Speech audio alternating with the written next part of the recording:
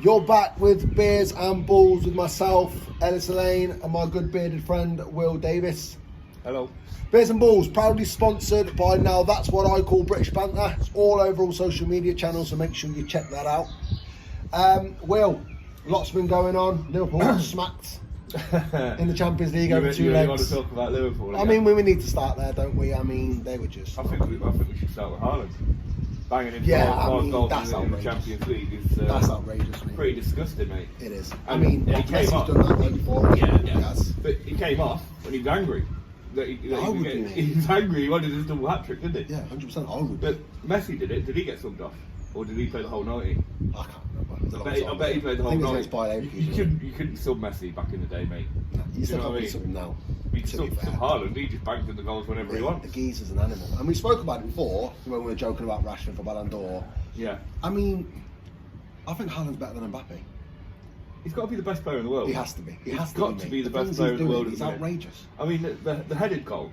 I know it was like pretty much an open goal because it was deflected back from the crossbar, but his reaction. Yeah. His reaction. I mean, like most strikers are just thinking, oh, that's, you know what I mean, it's going over, or you know, it's not going to rebound. But he was on it, and he headed it straight down. He's that tall as well, isn't he? Yeah, mate. You know what I mean? He's a monster. And he's like 6'8".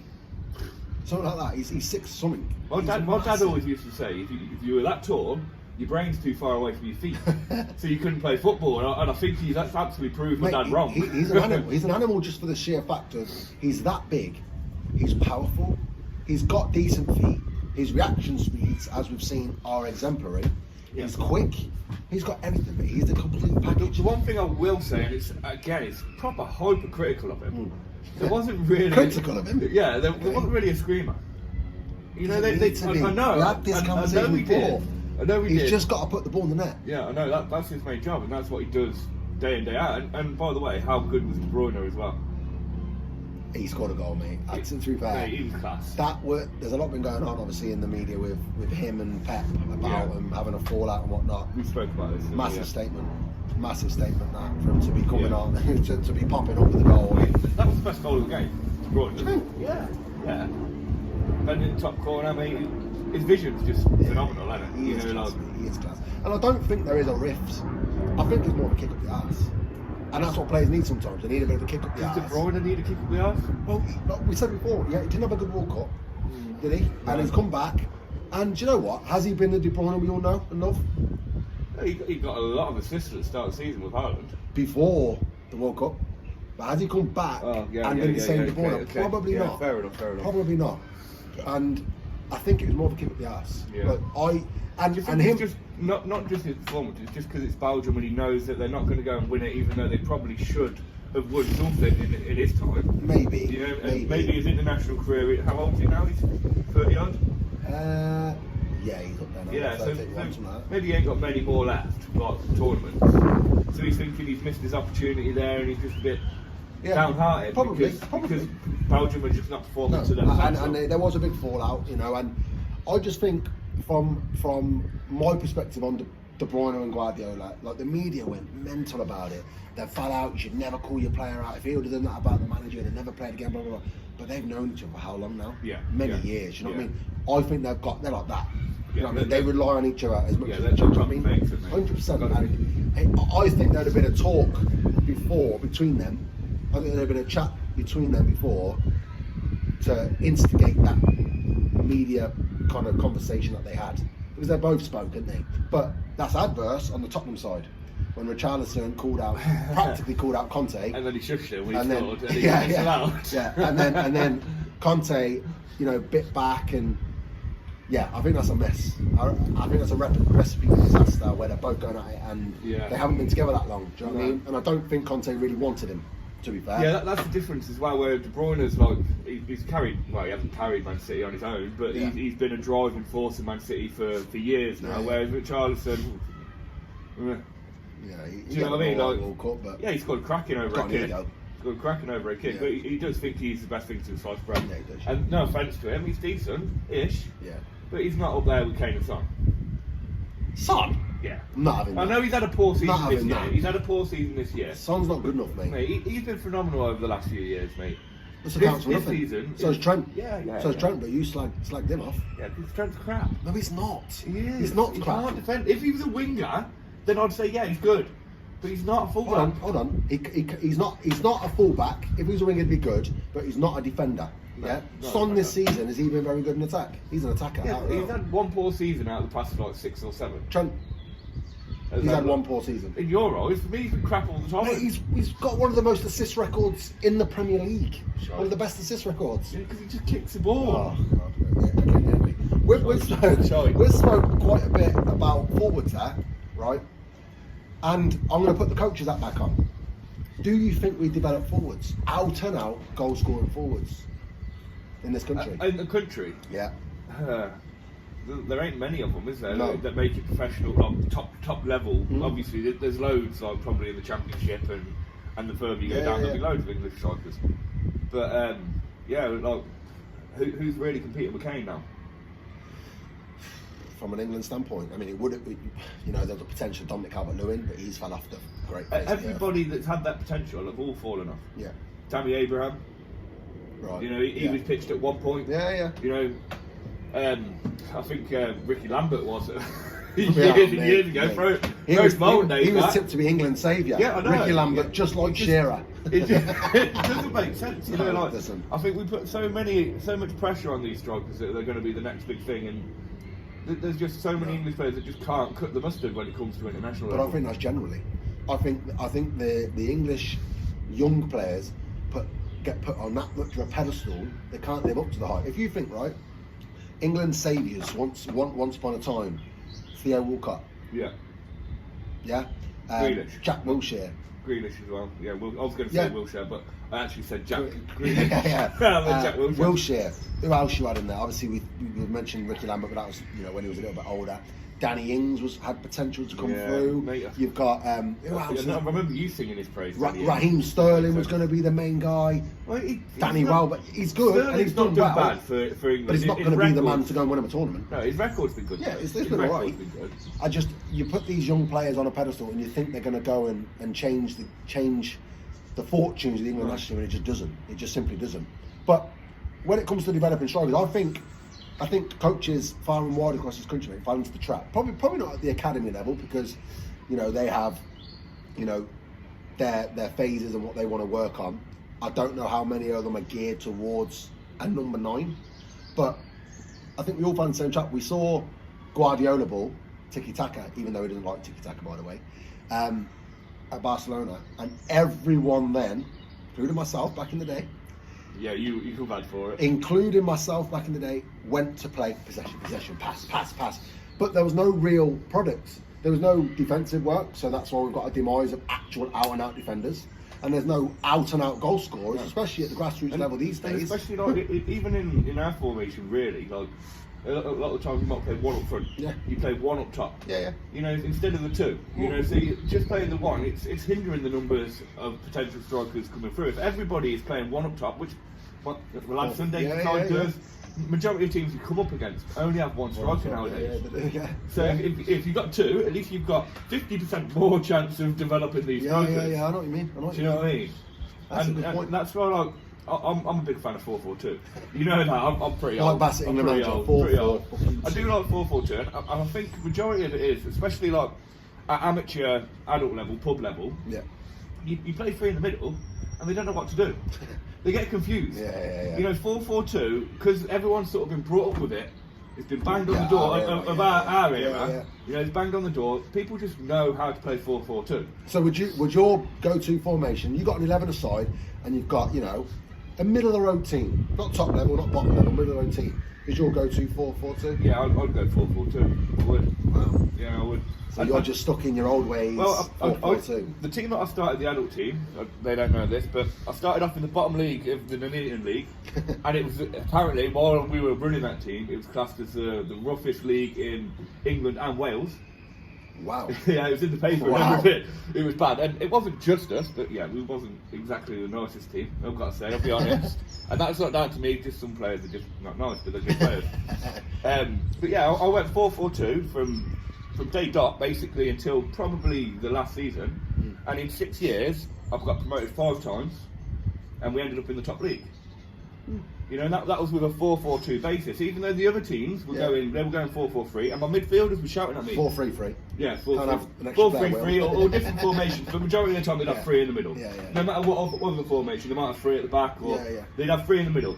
And then my midfielders would be screaming at me, "Well, we're getting overrun in the middle. We're getting overrun in the middle." So I'd scream back at them, "Well, get it out the middle. Get it out on the wing." You know, where they ain't got the players. If they're going to overcrowd the middle, you get it out on the wing, you use your wing. And you know, my teams were pretty much, my wingers were rapid, weren't they? Yeah. They were absolutely rapid, which obviously helped me. Yeah, 100%. But yeah, it's tactics, isn't it? You know, like, I'm not saying I'm 100% right, and I lost a lot of games, and some games I might have should have probably changed it or started differently. I guess that's the difference in just our eras. Obviously, you're a couple of years older than me, right? And that's just the difference. That few years changes your mindset of how you perceive the game. So you're strict 4-4-2. This is what we do. We have 2 banks of 4. We have a two up top, and we play wide. Whereas I now am a 4-3-3 or a 4-3-1-2 or a 4-4-2 diamond, whatever you want to put the spin on it. Overload the middle. But it's overload in the middle. It's get the ball out wide to then go in and penetrate through the middle. It's just very, very different. You're wide, get the balls in the box. No, I wasn't even getting. I was playing the wings on the opposite side. Right, okay, I'll cut in. And shoot it. I didn't really want because. So your 4-4-2 evolved a little bit. My strike, it did slightly, but my strikers couldn't have the ball. No offence to them. They couldn't have the ball. So what's the point in crossing it in? Do you know what I mean? Like, let's just cut it in and like either play it, let's get your assist, or you're banging it. Do you know what I mean? And majority of the times it worked. You know, I'd definitely say I won a lot more than 50% of my games. A lot more. Okay, decent. Well, look, I think I'll go with 4-3-3. That's my go-to. Well, 1-4-3-3. Yes, you've got to include the goalkeepers. We had that discussion before, and we're all about including the goalies, and we just left them out of the whole conversation. So forwards need to develop more of them. Out and out defenders need to develop more of them, I think. And do you know what? I think part of the problem with the defending issues we've got is these rules that have come into play about the heading and teaching heading at a young age and all that kind of stuff. Now, before they did it here, they did it in the US. Yeah. And is that because the US are just softer than us? It was all the concussion, mate. The concussion protocol over there was massive. Yeah, it's because they've got the hard-hitting sports, haven't they? You know, so it's obviously it's going to drip fed, and I guess you're not allowed to head a tennis ball either in America. No, it's not that bad. But the style of play that we saw was route one, everyone just smashing it. Why? Because the defenders can't head it; they're not allowed to head it, otherwise it's a free kick. So then you got unorthodox stuff of high feet and trying to control it with your chest up there, and it was an absolute mess.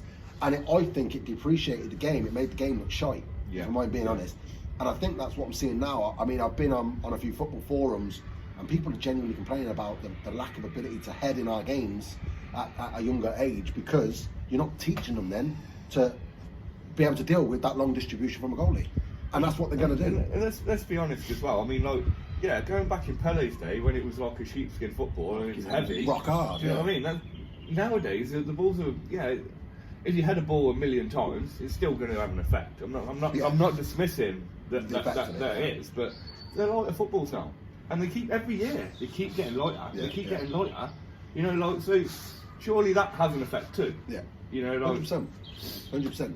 And then so with the heading, I'll ask you, Will. Obviously, you ran an adult team for a long time. You worked with kids now for about 3 years. Have you taught a session or co-taught a session where you're doing defending, but you're actually speaking about how to tackle an opponent? How to tackle an opponent? Yeah, and I was a defender. Right. I was a defender. I was a fullback, better than Trent. Yeah. But no, I don't think I ever really did. Like, I don't think I've ever seen one. Because it's so hard to teach somebody, because it's all in-game play. You know, it's all about timing, anticipation. For me, rule number 1 of tackling is stay on your feet. Stay on your feet. Yeah, don't go to ground. As soon as you go to ground, they just get past you. You're out of the game. Is that in every? No, last ditch. Yeah. But was it Maldini? He used to say that he'd come out, he'd be cleaner than when he started the game, because he'd never side tackle. He didn't need to. If you can read the game and anticipate, majority of times, if you just stand up to an attacking player, they'll just give you the ball anyway. Okay, so on the adversary. Because it's harder to take somebody on than to tackle them, I believe. On the adversary then, right? You would have seen a lot of them during the World Cup. I mean, you've got one playing for your scrub team, that Romero fella, yeah? Tottenham fan. What club? Argentina. Yeah. Copa America, Finalissima, and in the World Cup final. I don't know what the Finalissima is. Okay, we're not going to go back into that. that then. It's a final between the Copa and the European champions. Italy and Argentina playing it. Oh, is that what it's actually called? Yes, Finalissima. Never knew that. Women have got one as well, as we've discussed. Yeah. But anyway, What's it called that? God knows. If you watch them games, or watch any Argentina games, they do go to ground a lot. They go to ground, and which is why you've got the likes of Romero flying into challenges. I don't know if it's a South American thing, but Argentina go against what you said, and they're current world champions. Yeah, well, Cameroon used to do it back in the day as well, didn't they? They just used to kick people up in the air. You know, like everyone was a slide tackle. Yeah. I don't think they knew how to tackle on the feet. No. There's always times for it, and again, like, you can win games by aggression. You put in that first tackle and it's a whack, and you win the ball cleanly, but you leave something on the player sometimes. Yeah. You make a statement, the player's not going to run at you again. Yeah. So then you don't have to go to ground ever again. Yeah. Well, you shouldn't have to, because like, everyone will be scared of you. I had one, a great centre half for me, I'm not going to throw no names out, in the last season. Wasn't that good. You know who he was. Yeah. You know, he was really good. And he absolutely smashed people left, right, centre. But he never missed a tackle. Yeah. But everyone was terrified of going anywhere near him because he was an absolute animal. Yeah. You know, but and he was fair with it. Yeah, don't get me wrong, he had a bit of attitude, but he let you know you were in a game today, and you ain't getting it. I would not have liked to have gone up against him myself. Do you know what I mean? No chance, mate. Kicked you 10 feet in the air, but he'd win the ball first, which is always taught that, ain't it? Yeah. But it's not always the case now either. No. Jockey, you know. Do you think slide tackling could eventually be taken out of the game fully? I hope not. Look, we're already seeing so many stupid changes. I mean, I watched the Real Madrid-Liverpool game last night, and I'm not going to go back into the result, but the offside rule, man. The offside rule. I don't want to go into referees and stuff. That's for a different time. Yeah, it's another day. What the guy is, Benzema, I think his was the first one I went through. He's a good 3-4 yards offside, and they've let the game play, take a touch, shoot, and then he's raised his flag. It's too long. Just put your flag up. Why don't you just make it as black and white? If you think he's offside, and he could not have missed that. I've got to be honest, I haven't seen it. Oh, I mean, mate. I was on a late shift last night, and then I went out for a meal, breakfast with my daughter. I took her to the dentist, and now I'm here. So I haven't had even time to even check the highlights. Honestly, it's the line, the offside stuff and the handball stuff needs to change. But anyway, moving on from that, we're on international stuff with Argentina and sliding and all that kind of stuff. I want us to go and dive into that international world a little bit deeper, right? In regards to the old school international, the Brazils of 1998, France of 1998, England of 2002. Our old school, you mean? Not the proper old school. No. The black and white, our old school. Okay. Do you think now international football But you've already asked this question. is better? You've definitely asked this question. I ain't. You have? I ain't. I promise you I ain't. If international football generally, not just England, I'm talking about definitely have. all over. I think I dismissed the question and I've blurted something out. Yeah, well, we're back to it now because I want your answer. Okay. Do you think international football today is better than it was in England's Golden Balls generation, in the Brazil, Roberto Carlos, Cafu? What would you rather watch? Would you rather watch England versus Brazil back then? Well, I think definitely football has got more technical, right? As a whole, yeah. You know what I mean, and that's thanks to the Guardiola. Probably more tactical as well. Yeah, tactical as well. Yeah, but for me, no, I like it to be rough, ready. Like the Man United back in the day when they dominated. Yeah, it was just flair. Yeah, it was just flair. You know, like, and that's what I want to see. You know, like Man City, yeah, they're great at what they do. But it gets a bit boring. You find it boring. It gets a bit boring, you know. Like, I love it. Yeah, I know. Yeah, I know it's a tactical masterpiece, but it's not really, is it? Because Bournemouth just put 20 men behind the ball. And trying to break that down. Yeah, it's that's hard. The tactic. Yeah, I know. But if you just, but you're going to get through eventually. You're going to make them tired. It don't work like that. That's the tactic. The tactic is, I'm sure Guardiola says this. Make the defenders tired, and they'll make a mistake. You heard it here first. He knows what Guardiola's going to say. Make the defenders tired. I taught Guardiola everything he knows. But I'm not agreeing with that at all, mate. How his positional play and how he sets his teams up and how he puts his players in certain positions to pick the ball up and all that, mate. That's why they're so good. That's why they do what they do. And he's done it everywhere. He's moulded a left back into a centre mid in the attacking. Yeah, he's able to do that. Yeah, it's an inverted fullback. Again, that's not super rocket science. It's not, but he's the one that's done it and he's delivering it. Yeah, I'm not saying like it's probably unheard of before he did it. But I don't know if it's unheard of. Yeah, I don't know if it's unheard of. It might have been done by somebody else that's never been mentioned. Yeah, you know what I mean? But for me, it's about running the other team into the ground. You know, when you've got the ball, you know yourself, you are not running when you've got the ball. The ball's running. The ball's doing all the running for you. Yeah. So the defence and the midfield is going shift, gap, bang. Yeah. It's all about hitting the gap. In that gap. Yeah, of course you do. But it's all about splitting the defence in it, surely. Yeah, of course. Do you know what I mean? But you've got to have the players enabled to do that. Yeah. You've got to have the quality of the players to do that, and the quality of positional knowledge to be where they need to be. You've got to have the players, not the manager then. Yeah, but it's the manager that sets them up and puts them in the positions. Right, when this ball goes here, you go there. When this ball is here, you need to be in there. That's the tactics. Do you think they actually really do exactly what he says? Yes. And Thierry Henry said it in one of his Monday Night Football sessions. This was ages ago. Old news, you'll all know it. Where he said, I was playing a good game, Henry. I was playing a good game. I was out wide left, and he told me to stay there, and he decided that he was going to go in. And I think he scored or set up a goal, dragged him, because he didn't follow the tactical instruction. So I think they must do it. Yeah. They must do it, which is why he's got the capability of coming out and saying what he said about De Bruyne, and it not causing a big meltdown. They go smack Leipzig 6-0 on the night. You see what I'm saying? Yeah. So I think they must do, and they must buy into what he's doing. And that's part of the parcel. But anyway, back to what we're talking about. You would rather watch international football back in the day than now. Yeah. Is that though because of too much? I love international football. You know, I support England probably more than I do half our team. Yeah. You know, I love England. I do. But is it because there's too much international football now with all the friendlies and the UEFA Nations League and all this nonsense? Is that why you'd rather watch that, or was it just better? Was the quality in the teams and the players better? Again, the quality. We've said that the quality probably wasn't as good. Because football's always developing. Always developing. Technically, they're better now. No, do you know what I mean? The players are better, mate. The players back then were better. Cafu is better than the Brazilian right back now. You look at John Terry and Rio Ferdinand are better than Harry Maguire and John Stones. Yeah, again, it's all round. It's horses for courses. John Terry wasn't a baller. Like Ferdinand, yeah, probably he could. Who'd win? Who'd win the game? Yeah, probably them. Exactly. I'm just saying so they're technically better.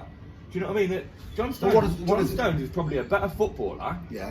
Than what Terry was. Yeah. But Terry was like an out and out defender, heart on his sleeve. You know what I mean? Like he was diving to head balls off that inch off the ground. Ashley Cole or Kieran Trippier. Oh, he's been the best left back. Or Chilwell. Best left back we've ever had. Okay. Who's playing right back for the England? Neville. Gary Neville or Reece James or Trent? Neville. Or Walker? Neville. There you are. Yeah, Neville. Midfield. But again, Lampard, Royce. I'm not going off. Like, yeah, they would win you the game. That was the difference back then. Like, technically, technically, Trent's probably better than Neville, and that pains me to say it. You know it does. But technically, he's a better footballer than Neville. Neville will say that. Right. Do you know what I mean? But again, them players back in the day, it was all about heart and belief. Do you know what I mean? Like that's what. Yeah, but that's because that's how we knew them. That's how we knew them growing up in England, and it was all about I will die for my badge, right? And it maybe isn't the same now. Yeah. But we look at other nations, though. I think the only nation that can say we're probably on par with how we used to be is France, because of the depth they've got. I think every other national team. France good? I mean, 1998 World Cup, mate. I mean, they're better now than they've ever been, surely. Do you think? Yeah. Emmanuel Petit, Vieira, Lilian Thuram. You think? Yeah, I still say they're better now than I would rather watch an old school international game than today's international. Yeah, I definitely 100%. would. I think it's just better all round for football and for aggression and for energy and for determination. Like nowadays, how many big names? Be honest, how many big names? When England or France or Argentina, whoever, I'm not going to say Argentina actually because they're an exception, and I'm going to come to that in a bit. But like, how many big names? How many big names actually shed tears now? When England went out, who cried? I know, me. I cried. Who cried on the pitch? Cried. Who was genuinely Yeah, heartbroken? that's my point. But then, yeah, I know that's why it was better. better game. Yeah, but I wasn't saying that it wasn't better. I'm just saying these players are technically better. So do you think the football? better. You think the Mate, football is better then? No, not you really, don't. no. That's what I'm saying. I So know. your argument's pointless. The No. game was better. The international game was better back then. I think it's because again you didn't have the Guardiolas and that. You know, like the tacticians wasn't as good. See, you had the fair players like Gaza that could absolutely like. He was just an enjoyment to watch. Yeah, he was. You know, and any of you that didn't watch him, go and watch his highlight reel because he was banging. He was probably the best England player I've ever seen. 100%. You know, he was absolutely class, and he wore his heart on his sleeve so much. It was unreal. You know that time when he cried for getting the yellow card and he was going to miss the final potential we got there. Devastated. But what he did after that yellow card, he didn't shrink or hide. He went and tried to get the team to the final. Yeah. That second half performance after he got that yellow was probably his best performance for England. Yeah. He was absolutely everywhere on that pitch. He wanted to make sure England got there, even though he couldn't be there. Yeah. Can you say that about any one of the English players now? If they got two yellows and they were going to miss the final, you'd have to pull them off, wouldn't you? Yeah. You'd have to sub them now. Yeah. You'd have to. But you couldn't take Gaza off the pitch. You couldn't. do it. But okay, so because we're not seeing tears, right? With some nations, it's like, well, we'll come back again next time. Does that link into what we spoke about before about everything being too easy and a lack of passion? Is that where it started? This generation that are currently playing for England now, did it start 15 years ago where life just becomes too easy and you don't have that heart anymore? You go to your term that you mentioned the other day, entitled. Oh yeah. You know, like, are these English players just entitled because they've played in so many English levels, you know, in the 16, 17, 18? Are they just entitled that it's just a run of the mill for them? Yeah. You know, like they don't see how passionate everyone else is as well because they're at the tournaments. Yeah. They ain't watching it in a pub. They ain't seeing everybody go mental. You know, they're missing what we actually get, in a way. Obviously, they must get a lot more. Do you blame the media though? Oh, the media's definitely Do you got blame something to is, answer for. is that why? Let's just talk about England because obviously we're from England. That's the media we see.